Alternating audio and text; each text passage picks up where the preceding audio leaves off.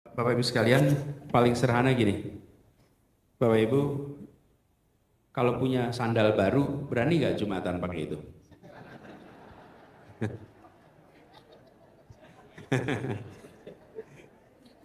Yang baru, betul grass baru. Baru sama sekali Jumatan. Taruh di situ, jangan ditaruh di penitipan. Berani nggak, Pak?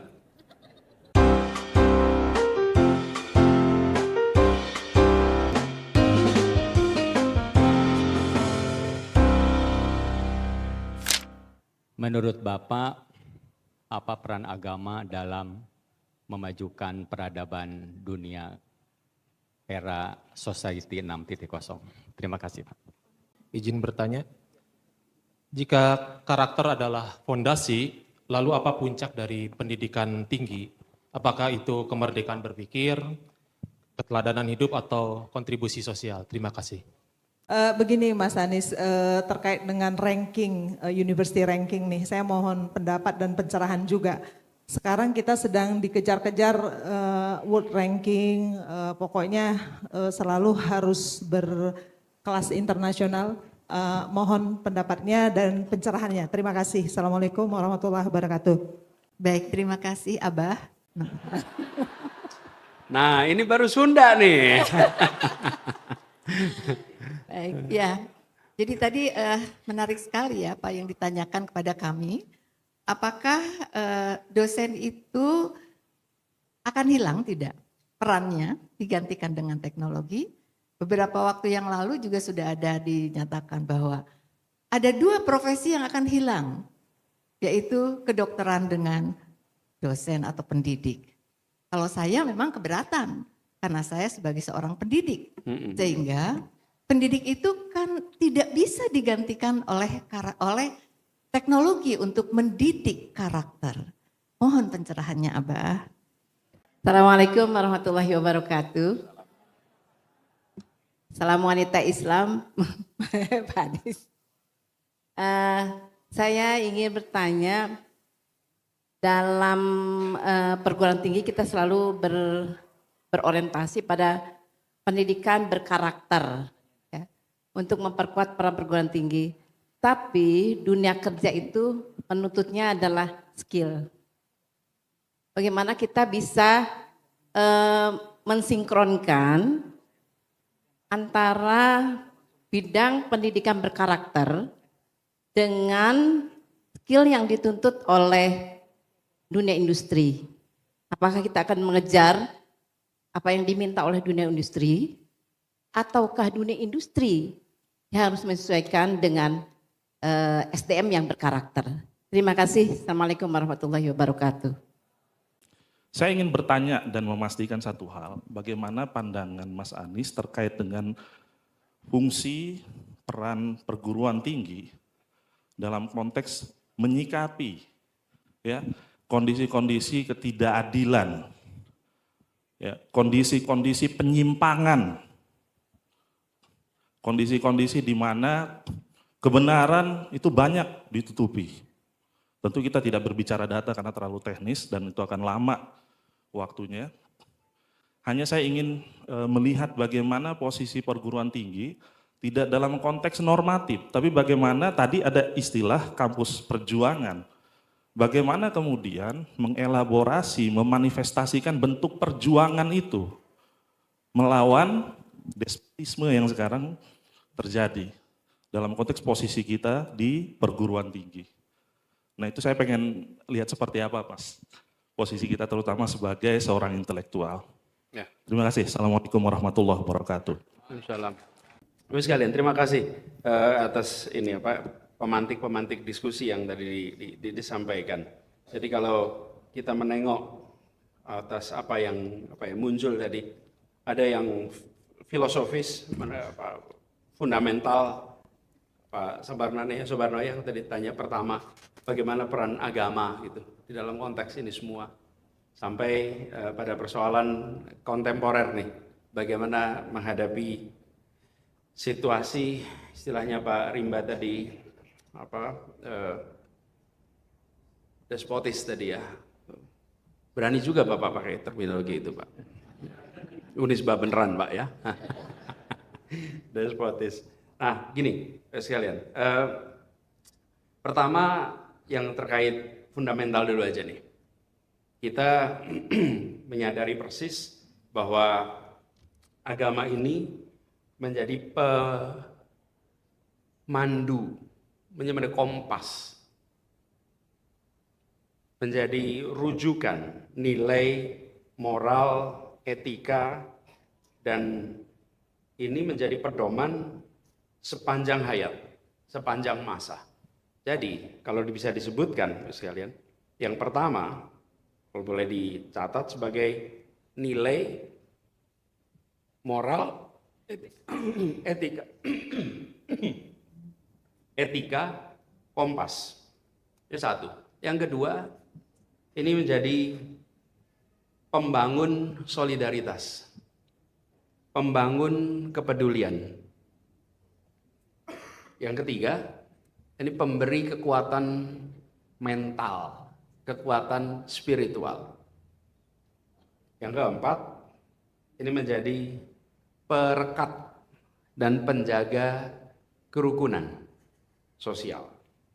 Lalu, yang kelima, dia menjadi pendorong untuk kemajuan. Ini beberapa hal yang bisa menjadi rujukan. Nah, dalam konteks kita saat ini, yang menurut saya sangat mendasar adalah bagaimana kompas moral ini itu jadi pegangan Bapak sekalian ketika pengambil keputusan, sering mengambil keputusan itu dengan mempertimbangkan kanan kiri aja Pak. Kalau dalam diagram yang saya sering buat, saya buat diagram itu X sama Y. Yang vertikal itu nilai, dan di sini peran agama, Pak. Lalu sumbu Y itu baik dan buruk, Pak. Untung dan rugi, manfaat dan mudarat. Ini benar salah. Nah, selama beberapa waktu ini kita sering menyaksikan bahwa pengambilan keputusan di berbagai sektor, bukan hanya di pemerintahan saja, di berbagai sektor dan di berbagai jenjang hanya memikirkan tentang manfaat dan mudarat, tanpa memikirkan tentang benar dan salah.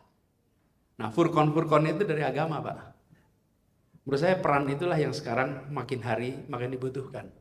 Dikembalikan supaya pengambilan keputusan itu bukan hanya soal manfaat dan mudarat, tapi tentang benar dan salah. Dan benar dan salah rujukannya ke mana? Agama. Agama ini yang menurut saya harus dikembalikan.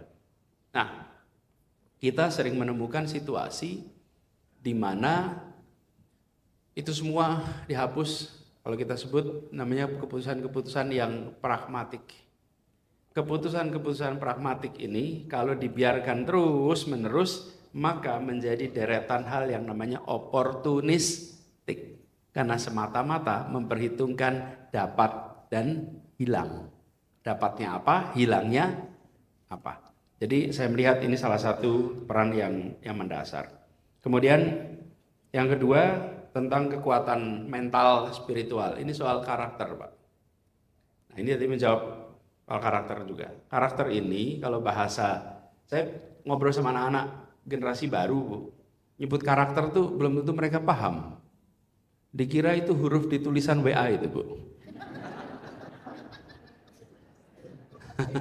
Berapa karakter, Pak, katanya. Padahal maksud kita bukan itu gitu. Jadi mereka nangkap karakter aja, saya gunakan istilah kebiasaan. Karena kebiasaan itu lebih nangkap di anak-anak kita sekarang daripada menggunakan istilah karakter. Kebiasaan. Karakter ini, Bapak sekalian, atau kebiasaan ini, ya makasih. Kebiasaan ini membutuhkan rujukan, kebiasaan-kebiasaan apa saja yang harus dimunculkan. Dan di sini agama menjadi salah satu rujukan utama. Kebiasaan apa saja. Saya pernah menganjurkan bagi diri sendiri, keluarga, dan juga orang lain, masing-masing keluarga kita itu merumuskan berapa 10, 15 kebiasaan yang ingin ada di tiap keluarga. dan bahasa sederhananya karakter. Dan itu sumbernya dari mana? Agama. Kita pengen 10 karakter, 15 karakter apa yang ada di tempat kita. Karakter itu namanya kebiasaan. Dan ini kalau diteruskan kebiasaan itu maka menjadi budaya. Dan kalau budaya diteruskan menjadi peradaban. Nah itu mulainya dari kebiasaan. Jadi saya melihat ini salah satu rujukan. Nah kita pernah memiliki satu era, Bapak sekalian, di mana agama menjadi inspirasi bagi semua. Bukan hanya di dalam urusan yang terkait konteks kita ini ilmu, pengetahuan, tetapi tentang mengatur masyarakat. Itu inspirasi. Jadi Pak Subarna ya, Subarna kira-kira itu jawabannya. Kemudian ada pertanyaan tentang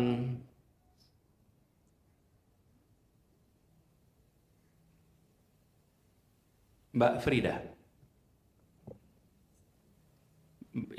Mbak panggil saya Mas, jadi saya panggilnya Mbak juga ya, Mbak Frida. Ternyata satu fakultas kita.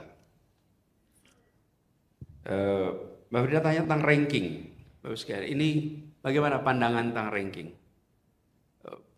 Bapak Ibu semua, saya termasuk yang berpandangan ranking itu ya baik-baik saja, tapi rasanya bukan itu yang harus dikejar oleh kampus-kampus di Indonesia. Kalau dapat ranking hari ini, so what gitu? Kan kita harus justru mengejarnya yang lebih substansial. Saya beri ilustrasi Bapak sekalian, tapi jangan sampai juga, Bapak sekalian, jangan sampai juga itu jadi pembenaran untuk kita stagnan. Atas nama enggan ranking, yuk kita stagnan saja. Nah, itu berbahayanya di situ. Jadi betul saya bukan fans untuk itu. Cuman prihatin juga kalau melihat kampus kita yang sudah berdiri jauh lebih lama dijejerkan dengan kampus di Singapura, dijejerkan dengan kampus di Kuala Lumpur, lalu kita kelihatan ketinggalan jauh sekali. Bukan soal rankingnya, tapi keseriusan di dalam menumbuhkan ekosistem universitas yang bermutu. Jadi gini Bu sekalian, cerita dikit nih. Ketika saya bertugas di kementerian, saya bilang sama tim, saya sampaikan kepada tim, saya sambil berdiri di tengah ya, jadi mau cerita aja soalnya nih. Ya. Nah, kemudian pada saat itu saya sampaikan kepada tim di Kemdikbud, kita mau melakukan studi banding, mau belajar studi banding, baiknya ke negara mana? Kemudian muncul ide, Bapak sekalian silakan dipikirkan. Kalau ketemu ada ide Finlandia yang dikenal dengan pendidikannya, ada ide Denmark, ada ide Jepang, ada ide menarik semua itu. Terus komentar saya, coba bandingkan dengan Indonesia, sama Jakarta aja, penduduknya banyakkan Jakarta. Komplikasi masalahnya lebih sedikit daripada kita. Kita kalau mau belajar, datang ke tempat yang lebih rumit daripada kita. Jangan datang ke tempat yang lebih gampang dari kita, lebih rumit dari kita. Mana kira-kira? India. Jadi DKI tim Kemdikbud itu perginya ke India, Bapak Ibu sekalian. Jadi saya berangkat, saya ajak ke India, dan ketika di India tuh para teman-teman eselon 1, eselon 2, beneran nih kita ke India ya gitu. Kenapa kita ke India? Kita harus melihat yang lebih rumit daripada yang kita hadapi. Gurunya aja di sana hampir 40 juta. Baru guru. Siswanya 450 sampai 500 juta. Wih, itu PR-nya dahsyat Bapak Ibu. Anyway, nah datang ke sana, ini yang saya mau ceritakan. Kebetulan ada teman lama, guru besar di Indian Institute of Management di Ahmedabad. Jadi kami ke kota itu, Ahmedabad, mengunjungi Indian Institute. Ini Indian Institute of Management, salah satu perguruan tinggi terbaik di dunia untuk bidang manajemen, one of the best. Ketika saya datang ke sana, saya tanya, berapa mahasiswa Indonesia? Terus dia nengok, ngecek, belum pernah ada yang lolos, Pak. Itu tes masuknya amat Sulit sekali masuk.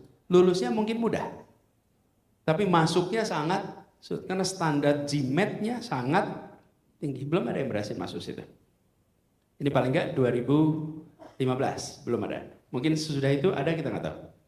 Tapi yang menarik ini misalnya, saya datang kalau tadi ke sini saya terlambat, di sana saya terlalu awal, Pak. Pakai tolnya ternyata kosong sampai ke sana lebih awal. Jadi mereka bilang tamu-tamunya supaya transit dulu, nanti kita ketemu. Saya bilang daripada transit, saya mau datang aja deh lihat suasana kelas, suasana kampus. Jadi saya jalan-jalan di kampus. Terus saya masuk ke kelas-kelas, ke ruang-ruang kelas, masuk kelas pasca sarjana. Pasca sarjana di situ. Saya masuk, ketika masuk, apa yang menarik? Semua kursinya dan mejanya itu meja kursi kayu seperti yang saya pakai ketika SMP dan SMA di Jogja. Yaitu kursi yang di tengahnya ada lubangnya tuh. Lubang apa? Itu kan sekolah-sekolah Belanda yang dulu kita nih, yang ada buat pen. Jadi mejanya itu polos kayu, kursinya kayu, polos semuanya kayu. Lalu saya melihat ke ruang ini, ada layar. Layar itu saya perhatikan layarnya seperti ini, ada tali di bawahnya panjang sekali untuk ditarik, Bapak Ibu. Jadi nggak ada itu elektriknya tuh nggak ada, semuanya ditarik. Lalu lihat proyektornya, nggak ada proyektor digantungnya kita seperti di sini. Dan kita semuanya di meja dan sangat sederhana. Jadi ketika lihat itu, lalu papan tempat tulisnya pakainya kapur, Bapak Ibu. Masih blackboard, belum whiteboard. Masih blackboard pakai kapur. Saya bilang, begini ya, udah. Saya keliling lagi, semua kelas-kelasnya sangat sederhana. Semua infrastruktur dasar. Lalu saya coba lihat ke perpustakaan. Ketika masuk ke perpustakaan, ini kelasnya MIT Oxford. Seluruh jurnal ada, semua akses. Begitu masuk perpustakaan, kita langsung merasakan kita sedang berada di dunia pertama. Ketika di ruang kelas, kita seperti berada di dunia ketiga. Ada biasa. Tapi begitu masuk perpustakaan itu semua akses apapun ada di situ. Investasinya di tempat pengembangan ilmu, bukan di fasilitas sarana sarana yang kelihatan, yang nyaman nggak ada. Tidak ada digital yang dipencet-pencet, nggak ada. Layar yang diturunin digital nggak ada. Semua dana itu dipakai knowledge. Di situ saya ketemu institusi kelas dunia, Bapak Ibu. Nah kita, kalau institusi kelas dunia itu ngebutnya di mana? Itu dia. Elektrifikasi, otomatisasi. Alat, bukan orangnya. Bukan isinya. Ini sekali pergi. Jadi kembali kepada soal tadi, bukan anti rankingnya semata. Tapi ini menjadi rankingnya tinggi. Kenapa? Karena dia kejar substansinya. Nah, yang membuat kita seringkali gemes dengan soal ranking itu adalah kita mau bypass. Yang penting ranking kita tinggi. Nah, terus cari apa saja nilai-nilainya. Sekedar untuk bypass jangan. Menurut saya justru yang diperkuat adalah ekosistem pendidikannya. Sehingga dalam jangka panjang dia akan memiliki ranking yang baik. Tapi itu prosesnya panjang. Bukan proses yang sebentar. Nah ini Bapak sekalian membutuhkan mindset kita. Di sisi lain kita akan ketemu dengan, ini tantangan kita Bapak sekalian, ketemu dengan masyarakat yang melihat tampilan fisik kampus Bapak Ibu. Bener nggak tuh? Iya. Orang tua datang lihat kampusnya seperti apa? Kira-kira kalau orang tua kita datang ke kampus yang di sana itu yang saya ceritakan, kira-kira yakin nggak universitasnya? Itu dia. Masih pakai kapur, masih pakai. Itu perlu waktu untuk menyadarkan bahwa fokus kita jangan pada infrastruktur sarana prasarana serana seperti itu. Jadi saya termasuk yang tidak merasa harus mengejar di situ, tapi justru mengejarnya kepada hal-hal yang lebih substansial ya, Mbak Frida. Nah ini kita harus hati-hati sekalian. Kalau boleh saya usul sekalian, perbanyak pertukaran dosen internasional. Bukan pertukaran mahasiswa. Pertukaran dosen punya efek percepatan proses pembelajaran. Kami dulu waktu saya bertugas Pak Prof Edi di Paramadina, Kami waktu itu menawarkan kepada semua institusi, kalau ada peneliti asing mau datang ke Indonesia, maka kampus kami siap jadi host institution. Nawarin aja. Dan apa yang terjadi? Banyak sekali peneliti internasional itu kalau datang kesulitan mencari host institution. Begitu kita nawarin, apa yang terjadi? Dia bermukim di tempat kita, menularkan praktek baik, pengajaran, penelitian, komitmen atas waktu, komitmen atas pembelajaran, yang itu efek tularnya amat besar. Nah, jadi kita manfaatkan pertukaran-pertukaran untuk mendatangkan dan jadikan kampus-kampus kita itu sebagai host institution untuk visiting professor, visiting fellow. Dan kalau perlu tawarkan Bapak Ibu, Unisba dan Bapak Ibu pengelola kampus lainnya di Bandung, kirimkan proposal tawaran bahwa kami siap untuk menjadi host institution. Mereka yang fundingnya, tapi tinggalnya di sini. Dan apa yang terjadi? Efeknya itu besar sekali. Nah, seringkali kalau ada proposal tawaran, maka mereka akan mencari funding untuk bisa datang ke sini. Itu akan punya efek pertukaran lebih cepat daripada pertukaran mahasiswa. Kalau pertukaran mahasiswa, mahasiswanya lulus nggak ninggalin bekas di kampus. Tapi kalau dosen berada di sini, dia akan menularkan bekasnya itu di sini. Lalu yang tidak kalah penting, mereka akan menjadi dutanya Unisba seumur hidup mereka. Karena mereka setelah pulang, mereka akan menjadi duta dari kampus di sini. Itu ya. Lalu Prof. Nan, karakter tidak bisa digantikan dengan teknologi karakter ini. Ya, pembiasaan, sekalian, memang secara umum aspek yang sulitnya itu aspek keteladanannya. Aspek keteladanan. Tapi sekarang alat itu sudah begitu banyak untuk membantu monitoring. Kalau kita mau disiplin, maka alat monitoring kedisiplinan itu sudah banyak teknologinya. Jadi menurut hemat kami yang paling sulit adalah soal keteladanan. Itu sebabnya keteladanan inilah yang jangan hilang. Karena keteladanan itu yang tidak sulit sekali untuk digantikan dengan teknologi, keteladanan itu. Bu Kiki, soal karakter versus skill di dunia kerja. Ini ya Bapak sekalian yang terkait dengan karakter skill. Menurut hemat kami bisa jadi ini dua hal yang berbeda. Bu. Kenapa dua hal berbeda? Karakter ini dibutuhkan sekali ke depan. Karakter apa yang hari ini di Indonesia hilang dan di masa depan amat dibutuhkan? Satu kata, integritas. Integritas adalah karakter yang menjadi persyaratan utama di masa depan. Hari ini belum menjadi persyaratan utama. Di dunia sudah, di Indonesia belum. Integritas itu. Sekarang kita masih kompromi soal integritas. Sekarang ini kita masih kompromi soal integritas. Ibu Bapak sekalian, sebentar lagi tidak bisa kompromi integritas. Saya beri ilustrasi. Digitalisasi akan masuk di semua sektor. Hari ini Bapak Ibu berurusan dengan perbankan dan tidak menjalani kewajiban, nempel nggak datanya di situ? Nempel. Datanya akan nempel seumur hidup Bapak Ibu. Kita akan bergerak pelan-pelan ke semua aspek di mana kita akan punya data lengkap tentang seseorang. Hari ini melanggar di Ciamis, pindah ke Cianjur, nggak ada yang tahu Bapak Ibu. Betul nggak? Akan tiba waktunya catatan itu mudah diakses. Dan reputasi yang tidak bisa dikompromikan adalah integritas. Jadi hari ini integritas ini hulunya masalah korupsi di Indonesia. Korupsi itu simptom. Disease-nya namanya integrity. Gejalanya itu korupsi. Nah kalau kita nggak beresin integrity nggak beres. Nah ini dunia kerja, dia kerja bicara karakter. Karakter yang sangat dibutuhkan di dunia kerja besok adalah integrity.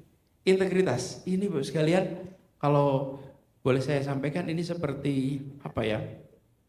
Praktek-praktek slavery, perbudakan, rasialisme. Itu ada masa di mana itu dianggap normal. Sekarang itu tidak berintegritas itu masih dianggap normal. Besok kalau tidak berintegritas itu nggak normal misalnya. Jadi normalnya besok itu kalau hari ini yang berintegritas itu mungkin menjadi minoritas dan mungkin tergeser, terkalahkan. Besok tidak. Besok itu justru yang akan jadi pegangan itu Bapak Ibu sekalian, hari ini salah satu masalah terbesar bagi perusahaan-perusahaan di Indonesia dalam mencari partner adalah karena soal integritas. Bukunya double, Bapak Ibu. Ada 2 buku. Satu buku untuk publik, satu untuk buku internal. Kan nggak boleh double booking gitu, nggak boleh. Tapi kita masih ketemu nih 2 buku, satu internal, satu eksternal. Dan tidak laporan keuangan maksudnya. Laporan keuangan itu nggak bisa 2. Laporan keuangan itu harus 1. Begitu banyak yang ingin masuk dan bermitra, semuanya putar balik ketika sampai soal integritas. Dan integritas ini, Bapak sekalian, bukan semata-mata, saya sampaikan nih, bukan semata-mata karena mereka orang-orang yang mulia hatinya, bukan. Di banyak negara berintegritas itu adalah rasional. Berintegritas itu menguntungkan. Jadi berintegritas itu bukan semata-mata, oh mereka bermoral ya, bukan. Kalau tidak ada sistemnya juga mereka nggak akan lakukan itu. Nggak akan lakukan. Tadi saya ngobrol sama Sarin di perjalanan, saya cerita, misalnya ada negara-negara yang karena pasar modalnya itu sudah tumbuh berkembang, maka seluruh perusahaannya, hampir semua perusahaannya bisa beroperasi di pasar modal. Akibat beroperasi pasar modal, laporan keuangannya harus benar. Karena kalau laporan keuangannya tidak benar, stoknya akan turun. Jadi dia bukan semata-mata mulia hatinya, tapi sistemnya memaksa untuk jujur. Dan ini yang saya maksud bahwa dunia berubah ke sana. Jadi anak-anak kita hari ini, kalau Bapak Ibu sampaikan integritas adalah mata uangnya masa depan, sadari, ini bukan soal skill saja, tapi soal karakter. Dan karakter itu karakter menurut saya yang paling penting masa depan itu. Yang kedua, karakter ke depan Ibu sekalian, yang sangat mendasar ke depan, kemampuan berpikir kritis, itu karakter juga. Bukan hanya skill, kemampuan berpikir kritis. Ini menurut saya harus menjadi perhatian. Itu ya Bu, komentar saya tentang banyak. Nah yang terakhir nih, Despot, Pak Rimba. Perguruan tinggi menghadapi, ini satu persoalan tersendiri Pak. Perguruan tinggi menghadapi ketidakadilan, menghadapi ketimpangan. Sudah saatnya barangkali, sudah saatnya di kampus-kampus lebih banyak bicara soal persoalan ketimpangan yang ada di masyarakat, ketidakadilan. Kenapa? Misalnya, ketika kampus-kampus tidak membicarakan ini sebagai tema utama, yang membicarakan adalah, coba perhatikan, tokoh-tokoh agama yang di kampung-kampung, tokoh-tokoh agama yang di berbagai majelis taklim. Ya mereka lah yang bicarakan ketimpangan, ketidakadilan. Kenapa? Karena akademisinya tidak bicara itu lagi. Dulu akademisi, coba di Bandung sini ada tokoh-tokohnya yang selalu berbicara tentang ketimpangan. Itu kalau ingat buku-buku seperti Sri Tua Arif, Adi Sasono dan generasinya, itu berbicara tentang ketimpangan, bicara tentang ketidakadilan. Hari ini dominasi itu menurun. Justru dilakukan oleh pemimpin-pemimpin agama yang banyak berbicara tentang ketidakadilan. Menurut saya sudah saatnya kampus itu bicara. Nah, apakah iklim hari ini memberikan ruangan untuk itu? Bapak Ibu, ruangan itu harus diperjuangkan, nggak diberikan. Dosen juga belum tentu memberikan ruang kritis pada mahasiswa. Belum tentu, betul nggak Pak? Iya. Daripada saya tanya susah-susah, saya batasin waktu bertanyanya, kan bisa. Dosen juga belum tentu mau ditanya kritis, apalagi pemerintah. Jadi ruang untuk kritis itu harus diperjuangkan, harus dibuka, dan tidak boleh dibiarkan bila itu ditutup. Nggak boleh. Jadi harus kritis. Dan kalau terima kritik buat pemerintah juga, jangan sensitif. Kritik itu, ini bukan teori Bapak Ibu. Kebetulan saya pernah di pemerintahan Bapak Ibu. Saya ketika bertugas di Jakarta, itu panen kritiknya macam-macam Bapak Ibu. Dari yang faktual sampai yang fiksi sampai yang fitnah. F. Tapi itu F saja.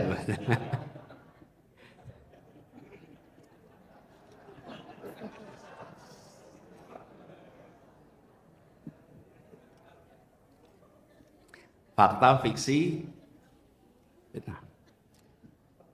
Tapi cara pandangnya gini misalnya. Kalau saya melihatnya begini, kritik itu tidak enak di kuping gitu.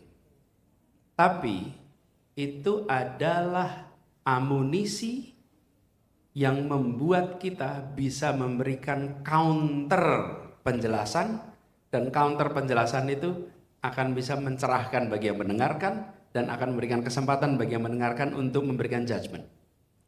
Jadi kalau Pak Rimba kritik saya,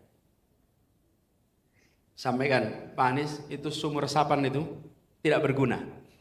Oke. Lalu saya jawab, sumur resapan itu gunanya A, B, C, D. Dijawab lagi, A itu kenyataannya begini, B kenyataannya begini. Saya counter lagi, B dalam kenyataannya bisa begini, bisa seperti ini, A seperti ini. Apa yang terjadi? Semua yang menonton percakapan itu mengalami pencerahan. Itu yang namanya mencerdaskan kehidupan bangsa. Jadi buat negara, kritik itu adalah amunisi untuk menjelaskan, dan ujungnya yang mendengarkan akan bisa memberikan judgement. Mana yang sebetulnya benar ini? Mana yang sebenarnya benar? Nah, negara biasanya menutup diri dari itu kalau nggak punya data. Kalau bekerja tidak menggunakan metode ilmiah. Kalau memaksakan keputusan. Bahkan saya sering katakan dalam politik itu, ini pengalaman pribadi aja menyaksikan. Kalau ide itu baik tidak perlu otot pemaksaan. Tapi kalau ide itu bermasalah maka pakai pemaksaan untuk bisa dilaksanakan. Nah karena bermasalah nggak bisa argumen kalah.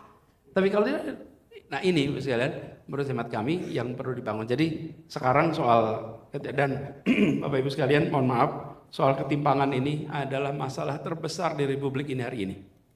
Terbesar. Ketimpangan antar negara sudah menipis, tapi ketimpangan dalam negara melebar. Ketimpangan antar kota sudah menipis, tapi ketimpangan dalam kota melebar. Ini PR terbesar, dan kalau ini tidak diselesaikan, maka kita akan memiliki persoalan sosiologis yang sangat rumit untuk diselesaikan di masa depan. Yang naik kelas makin cepat, yang tertinggal makin jauh. Kalau kemarin tahun lalu kita mendengar kelas menengah kita mengecil, kan sempat ada laporan kelas menengah kita mengecil. Saya itu tidak terlalu khawatir kalau kelas menengah kita mengecil karena persoalan ekonomi. Yang saya khawatirkan adalah suplai kelas menengah yang mengecil. Bukanlah suplai kelas menengahnya mengecil. Apa sih suplai kelas menengah itu? Kampus-kampus kita Pak. Kampus-kampus kita ini makin mahal harganya.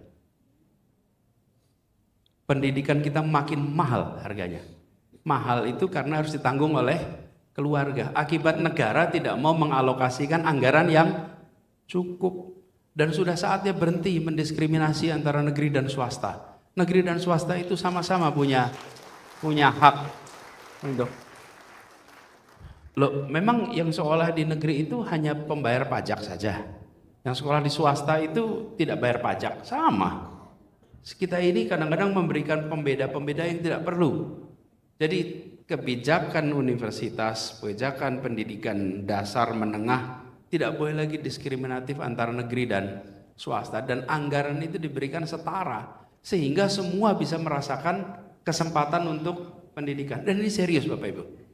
Saya sampaikan ini berkali-kali walaupun tidak relevan langsung dengan pertanyaannya Pak Rimba, tapi saya usul kampus coba lihat, bikinlah riset-riset tentang bangku kelas SD, SMP, SMA, perguruan tinggi di tiap provinsi. Nanti kita akan menyaksikan angkanya mengejutkan sekali. Dan itu sama seperti gini, kalau lantai 3 itu perguruan tinggi, lantai 1 itu SD, SMP, SMA, anak-anak kita tuh bisa kasih tangga untuk naik ke lantai 2. Habis lantai 2 tangganya nggak ada Bapak Ibu. Ada 10 tangga naik. Pas dari lantai 2 ke lantai 3, tangganya cuma 5. Jadi yang sisanya kemana? Berhenti di situ. Itu terjadi masif. Dan itu menyebabkan ketimpangan yang luar biasa. Nah, kalau kita hanya meminta kepada negara untuk membereskan itu dengan subsidi dan lain, nggak akan pernah selesai. Yang kedua, kampus pikirkan bagaimana menyusun perekonomian berkeadilan. Berkeadilan dalam konteks Indonesia. Ini serius sekali Bapak Ibu.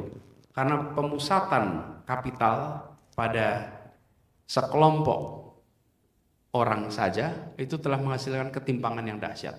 Jadi Pak Rimba, saya setuju tentang ini, dan perguruan tinggi harus berani bukan hanya di aspek politik saja, tapi di aspek riset-riset yang mendasar untuk membahas ketimpangan. Gitu ya. Mudah-mudahan ini menjawab pertanyaan berapa tadi? 1, 6. Udah semua ya? Udah semua? Oh, belum ada. Pak Imam.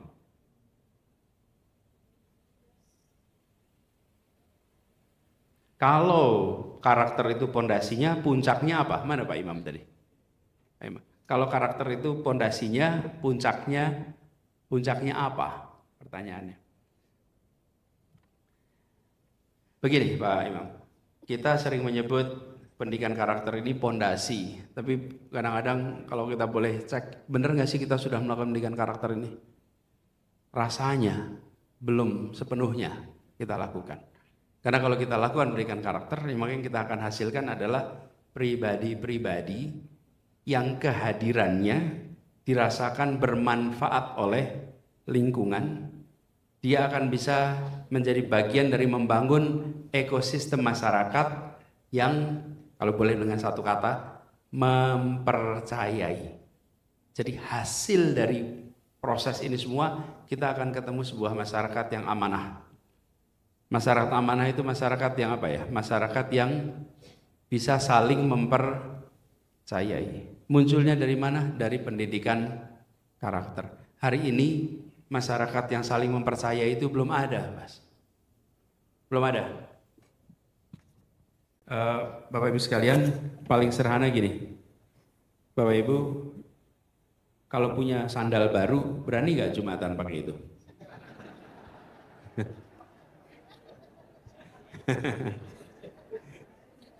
Yang baru, betul grass baru sama sekali Jumat Pak.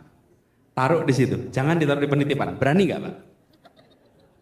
Itu tanda pendidikan karakter belum ada, sederhana itu. Jadi puncaknya apa? Puncaknya adalah masyarakat yang amanah. Nah, itulah puncak dari pendidikan karakter. Kita belum ke situ. Jadi kalau mau tanya, hari ini di dunia masyarakat mana yang bisa diberikan jadi contoh itu, Pak? Pak Imam, kalau Pak Imam mau contoh, di mana kira-kira Pak Imam? Jepang. Setuju Bapak Ibu? Enggak nyebut yang penduduknya beragama Islam, Pak. Kok bisa tuh dosen Unisba enggak nyebut itu? Hah? Itu yang saya maksud, Pak. Bahwa kita sesungguhnya belum menumbuhkan pendidikan karakter. Belum. Dan kita sendiri mengakui. Jadi kalau ditanya, puncaknya itu loh, terpercaya. Ini sebagai penutup aja dari cerita ini. Saya pernah mengalami, Pak, yang Bapak ceritakan itu. Bapak katakan. Kami ini, Pak, masih kuliah, naik ke Gunung Fuji, Pak. Sampai di puncak, sepanjang perjalanan naik Fuji itu, kita di stempel. Bisa stempel, bisa pakai tongkat. Kalau punya uang beli tongkat, nanti tongkatnya di stempel pakai besi panas. Pos 1, pos 2, pos 3. Jadi tongkat itu penuh dengan tanda pos. Sampai ke puncak, pos puncak. Jadi nanti kalau pulang, itu bisa ditaruh, bisa jadi memorabilia seumur hidup. Pernah sampai ke puncak gunung. Nah, saya waktu itu pakainya yang kertas, Pak. Karena nggak mampu beli tongkat. Ada teman saya pakai tongkat, naik atas sampai ke puncak. Kita naik 25 orang, barangkali yang sampai ke puncak hanya berlima. Pulang kelelahan, jadi kita urunan, patungan, sewa taksi, pulang ke Tokyo. Ini mahasiswa semua.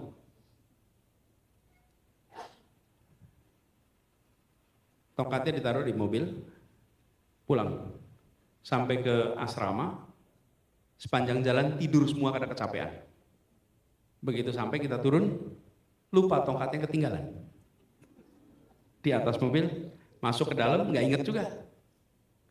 Mobilnya pulang, taksinya kembali ke kota lain, bukan Tokyo, kota lain. Begitu sadar, ke bawah, udah nggak ada dan nggak ada titipan apapun. Itu menyesalnya luar biasa, Pak. Yang kehilangan apa? Tongkat itu. Saya yang karena pakainya kertas, ya turut prihatin. Tapi saya masih punya bukti nih kalau saya sampai ke puncak. Nah, 3 hari kemudian di lobi asrama kita ada pengumuman. Dituliskan siapa yang naik taksi tanggal sekian jam sekian, turun dari mana ke mana, dan ketinggalan tongkat dalam taksi ambil di lobi. Oleh supir taksinya dikirimkan dari sana. Dikirimkan ke asrama kita sambil dibilang yang ketinggalan tinggal di asrama itu.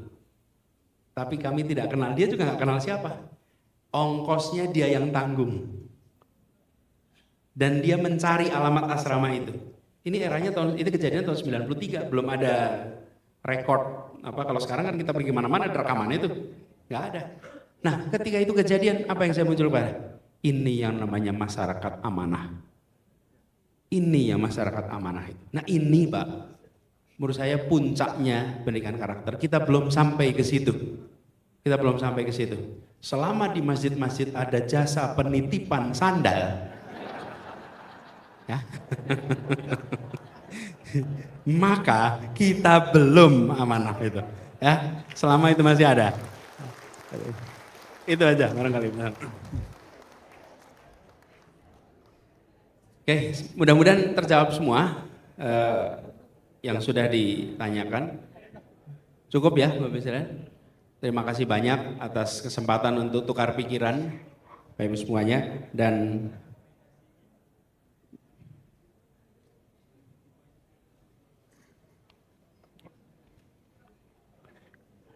kami berharap Bapak Ibu titip aja soal integriti ini Bapak Ibu sekalian.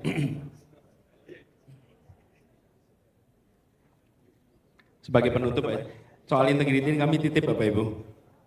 Minimal di kampus itu integriti terjaga sebagai sebuah kebiasaan.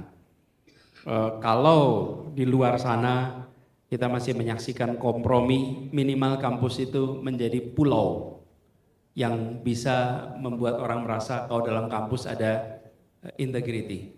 Dan ini bukan sesuatu yang mudah, tapi kami yakin kalau di kampus ada integriti, insya Allah ke depan orang pernah merasakan bagaimana berada di tempat yang penuh dengan integritas.